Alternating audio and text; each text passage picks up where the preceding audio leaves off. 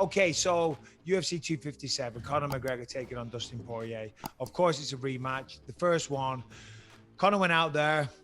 He got into Dustin's head fight week. Conor's the master at doing that, and took him out of there very easy. Smoked him. It was easy. Didn't even really take a punch. Now, that fight was at 145. Now, granted, both guys struggled making 145, but Dustin never really landed on Conor in that fight. The only person that really got any punishment was Dustin Poirier.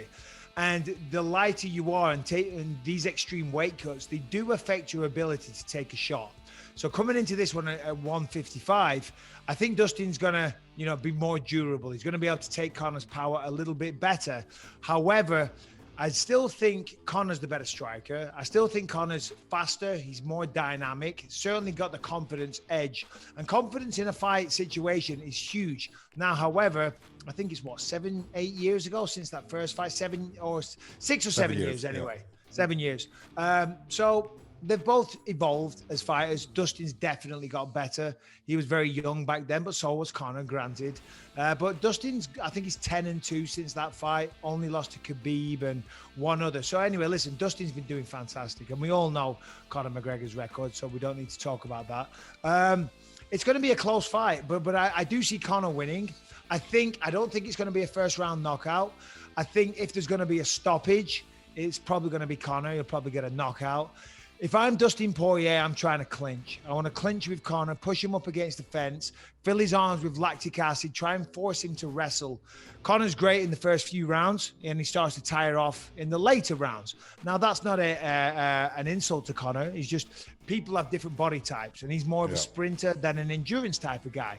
That's why he's so powerful. That's why he's so fast. Dustin Poirier is more of he's not a marathon, but he's not a sprinter. He's more like a 400 meters type of guy. Do you know what I mean? So he can go at a higher level. A better output for longer, but not as high. He's not in the red zone like Conor. Conor's constantly in the red zone. That's why he burns out a little quicker. So for Dustin Poirier to get a win, he's got to drag it out to the later rounds. It all depends on whether or not he can do that. And if you want a prediction, I think Conor probably gets a stoppage in round 3. Round 3, wow, that's pretty generous, man. I'd go 1 or 2. Mid second round would be my max. And that's very possible as well. Conor hits extremely hard, and it's the speed. He's so loose in there. Funnily enough, I was just doing a boxing lesson with my son outside, and what we were working on was trying to get him to be so loose because he's so stiff, right? And I was trying to explain to him, listen, it's the opposite. In a fight, you think you want to be stiff and you think you want to be tense and trying to load up into every shot. No, you want to be loose. You want to be like a piece of spaghetti, like a noodle, just nice and loose. And this, just pop it out, nice and fast and snappy. And that's what generates the power. And if you look at Conor, he is so loose, and that's exactly what he does. And he does have the speed advantage. He has the movement advantage, and he's probably more diverse. However, Dustin's very tough. He's got a good chin. He can take a good shot. He's got good grappling as well. So we might see him try and surprise Conor with some takedowns. In fact, I pretty much guarantee he's going to try and do that. And I think that would be smart. The thing is with Conor, I think he's reached that level of stardom where he doesn't give a shit about titles anymore. He just wants good fights, and I think he's kind of guaranteeing his wins every single time. Look at the Cerrone fight. He brought in so much innovation and it just blew everyone's mind.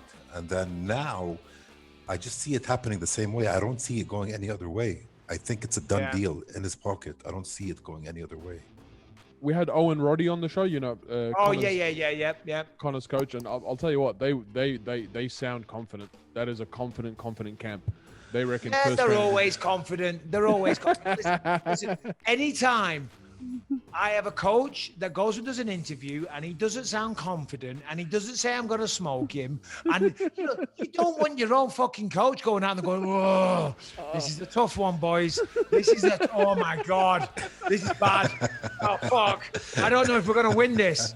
That's not what you want. You want your coach going, oh yeah, walk in the park. Even if the coach thinks you're going to get your fucking ass kicked, lie to your student. You know what I mean? Fill him with confidence. And Conor has that, because if you don't have confidence, you're not going to commit to everything that you're going to do. You're going to like throw a punch and like close your eyes and look away. You're not going to fully commit. But if you're fully confident and you truly believe you can walk through this guy, it almost gives you superpowers because you're extremely confident. The adrenaline is at the correct level. If you're scared or a little intimidated, the adrenaline's too much, you know, and then it has a negative effect. But listen, you know, Dustin Poirier is the underdog, and I think most people have Conor winning. But, you know, it's not a done deal. You know, every single fight, you never know. And it only takes one good shot.